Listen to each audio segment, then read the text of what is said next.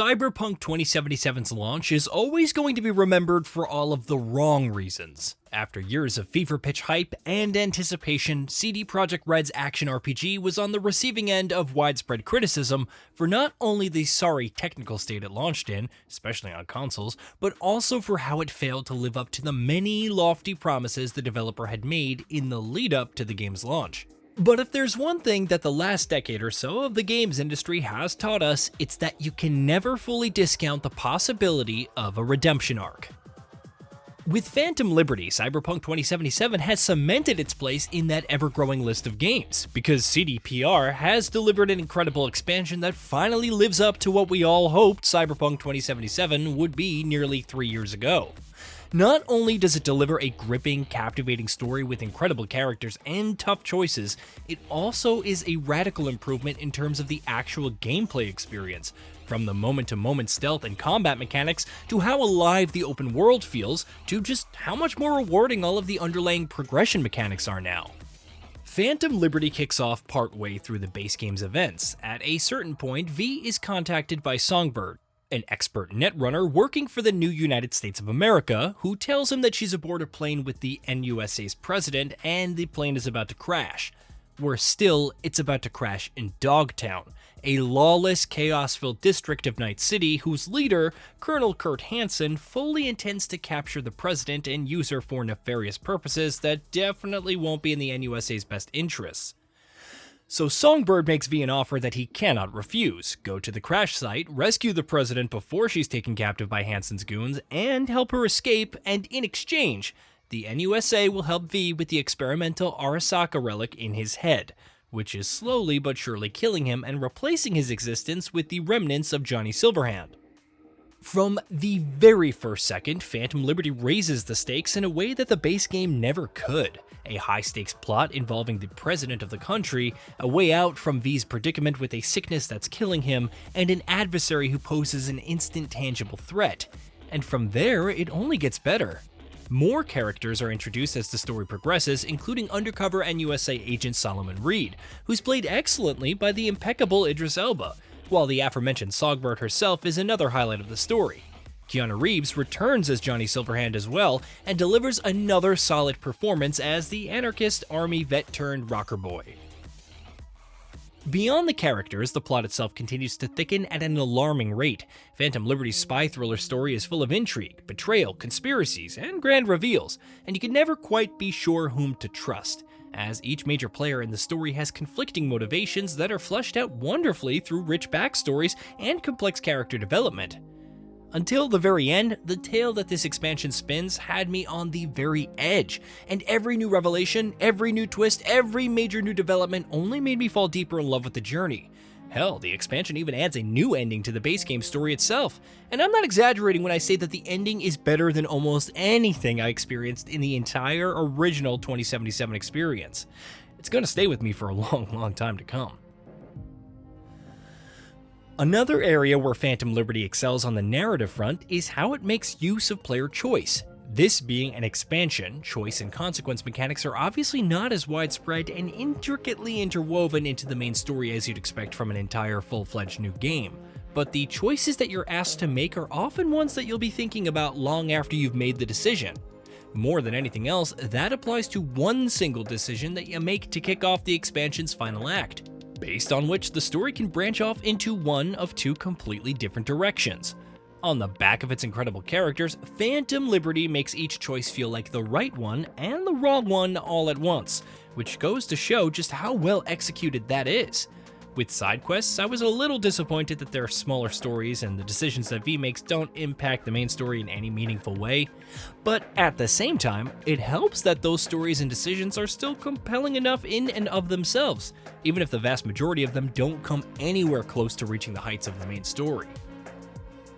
Meanwhile, Dogtown is another highlight of the experience, an entirely new district in Night City. Dogtown has a unique vibe and flavor that sets it completely apart from the rest of the map, combining the futuristic tech of Night City with a war-torn, almost apocalyptic landscape that lends itself incredibly strong senses of place.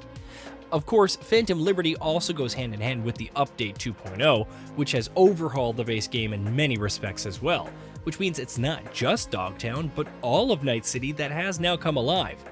When I reviewed the base game back in 2020, though I was a fan of how gorgeous Night City looked and how strong it was in terms of the art design, I felt it was ultimately a vapid open world with almost no depth and interactivity.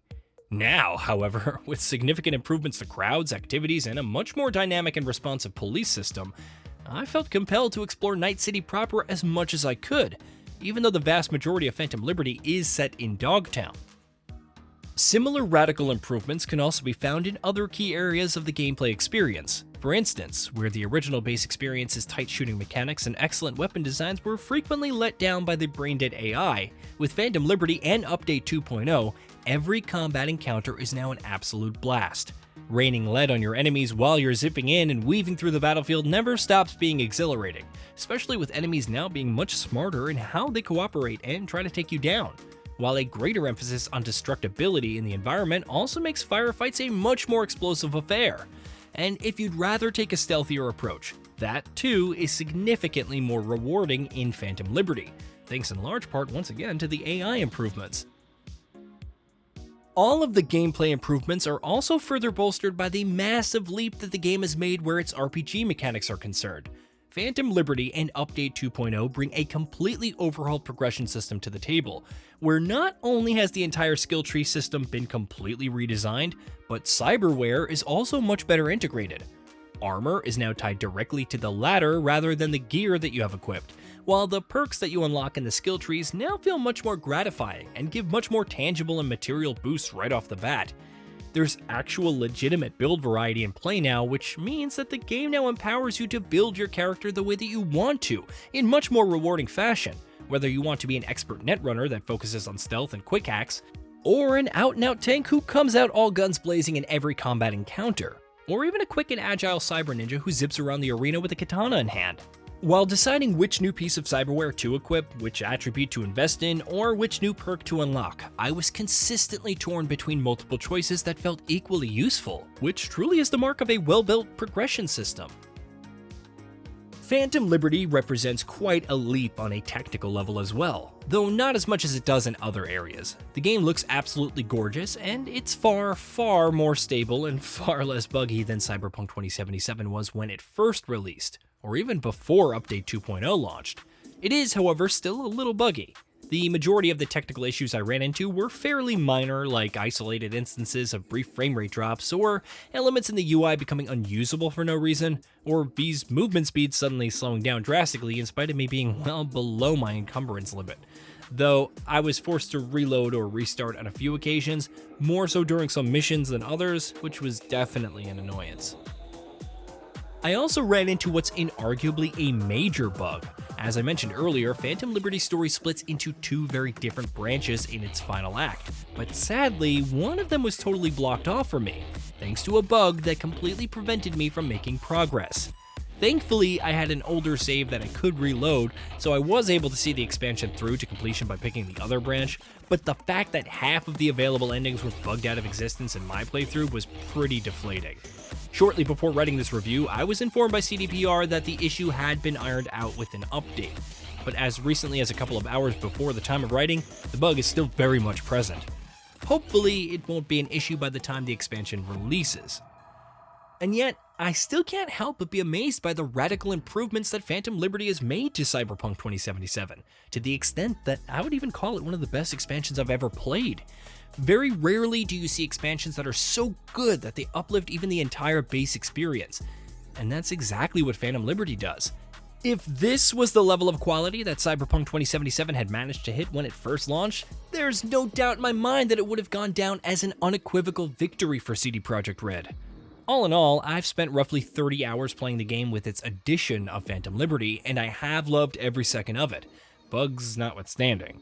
I absolutely cannot wait to see how CD Projekt RED builds on the massive strides it's made here with future content in Night City. Hey, did you know that we at Gaming Bolt upload new videos every day? Stick around, drop a like, subscribe, and hit that bell, and let us know what kind of content you'd like to see in the future with a comment below.